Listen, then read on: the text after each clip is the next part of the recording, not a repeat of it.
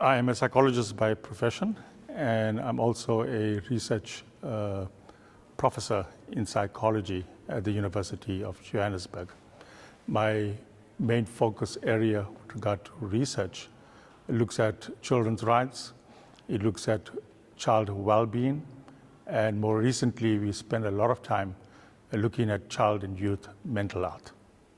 So I think with regard to children's rights, and because I'm in South Africa, our focus is within the African context.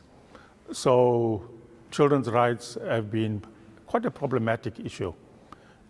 For example, in South Africa, we have very good policies with regard to the implementation of children's rights. But unfortunately, it's only on paper, and it's not functioning in terms of implementation. So we still have problems in terms of child participation, for example. We have problems in terms of all the issues that affect children, the gender-based violence, violence in the communities, school-based violence. All those things are happening on a continuous basis. Now, the problem is we do not have sufficient focus with regard to a code of conduct in schools, even though it exists in terms of the paper. Now, within the African context, we haven't seen a very definite progress in terms of the advancement of children's rights. And my focus has been basically to look at promoting children's rights in different contexts, within the context of families, the schools, and the communities. If you take different parts of Africa, for example, we see a gross violation of children's rights.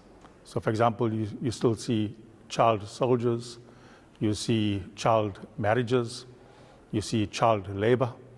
So it all depends from where you're coming from. And so that's quite strong in certain parts of the world. If you look at the more developed countries, if you look at the US and even countries like the UK and stuff, I would say there is a little bit more advancement in terms of children's rights because there's more awareness programs with regard to those issues. But in terms of implementation, I still think it's a bit lacking. So I think it's very unevenly spaced. In certain parts of the world, it may be a very good focus area in terms of implementation. In other countries, it could be very good in terms of policy that's there, but not in terms of implementation. And then there are countries where there's not even a single focus on children's rights. I think the church has a very, very important role. And children are the leaders of the future. And I think if the churches are very, very focused on looking at the values, beliefs, and practices that embrace the work of the church and that put God first in everything, our children are going to grow up to become good moral citizens. And if you look at the world today, in terms of corruption, in terms of crime, in terms of all the social problems that exist in society, it's because of a lack of very good, genuine values and beliefs and practices. So I think the church is very, very instrumental. The church is in a very strategic position to be able to begin to teach that to our children. And the thing about the church is that it involves families, it involves communities, and even parents who really are even uneducated or illiterate, but the spirituality is something that really is strong.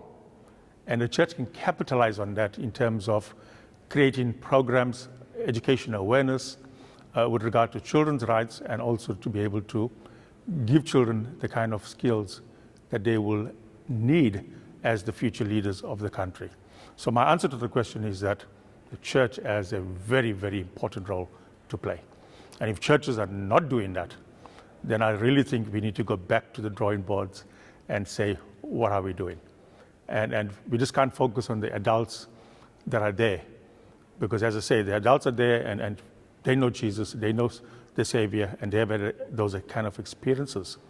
But if you bring children, that's going to be really the route to go. Take me, for example. I grew up in Sunday school. I grew up in youth. And I became active in terms of leadership in those different church structures. And today I'm still here. it is because of that moral upbringing and what I've learned from an early stage in my life. So please, the churches really need to get involved.